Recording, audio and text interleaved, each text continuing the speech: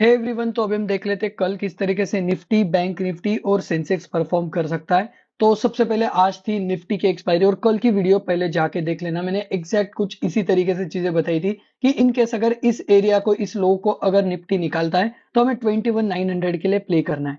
और एग्जैक्ट 21,900 के पास आने के बाद एक मैंने बाउंस एक्सपेक्टेड ही था और एक अच्छा खासा बाउंस भी आया। ऑब्वियसली इतनी बड़ी रैली तो मुझे एक्सपेक्टेड नहीं थी। मुझे लग रहा था कि 21,200 तक के आसपास के टारगेट आ सकते हैं। ऑब्वियसली मैंने ये बाउंस में भी ट्रेड लिया, बट कम क्वांटिटी में लिया क्योंकि मॉर्निंग में अच्छा खासा प्रॉफिट हो गया था इस वाले डाउन साइड में। और यहाँ से एक बाउंस तो मुझे एक्सपेक्टेड ही था क्योंकि एक वन वे अगर फॉल आया तो एक kind of dead cat bounce तो आता ही है, जो कि मुझे 22,100 तक एक्सपेक्टेड था। बट कोई नहीं, अच्छा खासा ये अच्छी खासी रैली हुई है। और ऑब्वियसली ये शॉर्ट कवरिंग रैली है तो इसमें ब्रॉड बेस रैली हम कंसीडर नहीं करेंगे, बट जो भी हो अच्छा खासा रनअप मार्केट ने ले चुका है।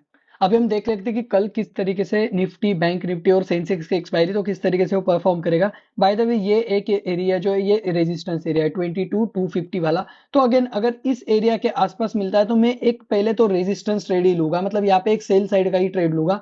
बट इन केस अगर इस एरिया में कंसोलिडेट करता है और एक ब्रेकआउट देता है तो फिर मैं इस ब्रेकआउट में भी पार्टिसिपेट करूंगा, जिसकी प्रोबेबिलिटी मुझे वैसे कम लग रही है। हालांकि अभी काफी लोग बुलिश हो गए, बट स्टिल मैं अभी फिर भी थोड़ा कंजर्वेटिव रहना ही प्रेफर करूंगा। इस एरिया में अगर एक रेजिस्टेंस पे मुझे सेल का ट्रेड मिलता है तो वो मैं लूंगा। क्यों मैं बता रहा हूँ, क्योंकि मेरा एज पर पास्ट एक्सपीरियंस ये जो शॉर्ट कवरिंग रैली रहती है ना, ये जनरली ज्यादा टिकती नहीं है, ये जनरली थोड़ी बहुत फिजल आउट होती है। तो जनरली ये रैली 50% फिजल आउट होती है।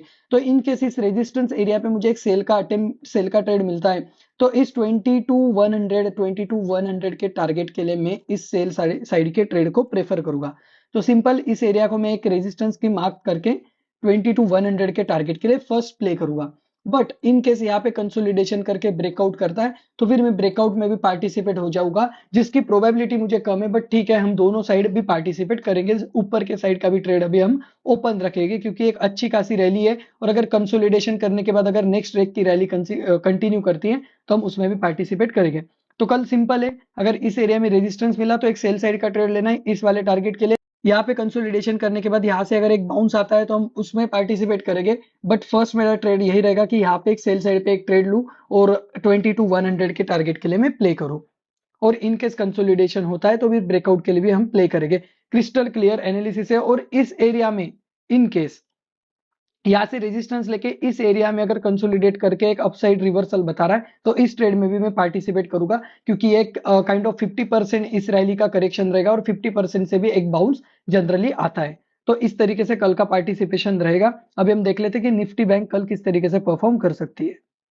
अब ये बैंक निफ्टी है, बैंक निफ्टी भी सिंपल है। देखो ये लोज होल्ड करके जा रहा है, ये लोज होल्ड करके जा रहा है। तो इन केस इस एरिया से कुछ इस तरीके से रिवर्सल मिलता है और यहाँ से मिलता है तो फिर मैं एक बुलिश प्ले करूंगा। और अगर गैप अप ओपन हो जाता है और इस एरिया में या फिर इस एरिया में कहीं पे रेजिस्टेंस मिलता है तो अगेन मैं एक सेल का ट्रेड भी प्रेफर करूंगा, और जो कि मेरे टारगेट रहेंगे अराउंड इस एरिया के 46, 700, 800 इस जोन के आसपास के में टारगेट रहेंगे। तो मैं बोथ साइड तो मैं बता रहा हूँ, फर्स्ट व्यू यही रहेगा कि इस एरिया के आसपास, रेजिस्टेंस के आसपास ट्रेड मिला तो मैं एक सेल का अटेम्प्ट लूंगा और मेरे टारगेट रहेंगे 46 इस वाले जोन के आसपास के। देखो एग्जैक्ट बॉटम और एग्जैक्ट टॉप तुम कैच नहीं कर सकते, बट इस एरिया तक के टारगेट के लिए प्ले किया जा सकता है। और in case gap down open होता है और कुछ इस एरिया में कंसोलिडेशन करने के बाद एक रैली का कंटिन्यूएशन मिलता है तो हम अपसाइड में भी पार्टिसिपेट कर सकते हैं। मुझे अपसाइड में थोड़ा सा डर इसलिए लगता है क्योंकि जब शॉर्ट कवरिंग रैली आती है ना तो ये ज्यादा टिकती नहीं है, ये जनरली फिजल आउट हो जाती है। तो जब ये फिजल आउट होती है तो हर लोज को वो ब्रेक करते हुए चलती है।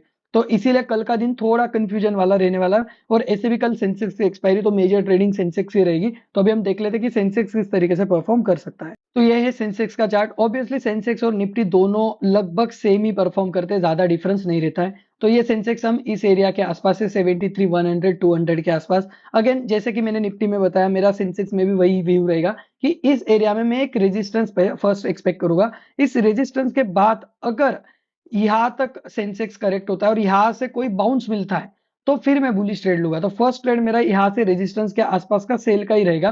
फिर इस एरिया में कंसोलिडेशन होता है, अगर यहाँ पे रुकता है सेंसेक्स और यहाँ से कुछ रिवर्सल साइन बता रहा है तो मैं बुलिश ट्रेड के लिए प्लान करूंगा। जैसे मैंने कल एग्जैक्ट निफ्टी के लिए बताया था कि फर्स्ट हाफ में मैं सेलिंग के लिए ट्राई करूंगा और यहाँ पे प्रॉफिट बुक करने के बाद एक बाउंस के लिए ट्रेड लूंगा, सेम उसी तरीके से। और इन केस अगर यहाँ पे कंसोलिडेशन करता है फर्स्ट हाफ में और कुछ गिरावट नहीं आती है, तो अगेन यहाँ पे हम ब्रेकआउट के लिए ट्रेड ले सकते हैं सेंसेक्स में भी। तो ये इस लेवल का ब्रेकआउट आ सकता है जो आराम से हमें 73,400, 73,500 और 73,600 तीनों के तीनों टारगेट दे सकता है, क्योंकि अगर यहाँ पे एक अच्छा कंसोलिडेशन हुआ तो एक kind of short covering rally का कंटिन्यूएशन हो सकता है, जिसकी प्रोबेबिलिटी वैसे तो मुझे कम लग रही, क्योंकि जब भी ये शॉर्ट कवरिंग रैली आती है तो ये काइंड ऑफ थोड़ी सी फिजल आउट हो जाती है, और ये अगर 50% करेक्ट करते हैं और फिर यहाँ से पार्टिसिपेशन में मुझे ज्यादा इंटरेस्ट रहता है। सो फर्स्ट आप में एक रेजिस्टेंस के लिए मैं ट्रेड लूंगा। इन केस फिर यहाँ से अगर यहाँ से कोई बाउंस मिलता है तो फिर हम एक बुलिश ट्रेड भी प्लान कर सकते हैं। दैट्स इट, यही रहेगा कल के लिए व्यू। ऐसे ही प्राइस एक्शन और डेटा एनालिटिक्स वाले वीडियो के लिए तुम चैनल को सब्सक्राइब कर सकते हैं। बाकी टेलीग्राम चैनल को भी तुम ज्वाइन कर सकते हैं, जहाँ पे मैं लाइव मार्केट में बहुत सारे अपडेट देते रहता हूँ। बाय बाय, टेक केयर, ध्यान रखिए सब लोग अपना।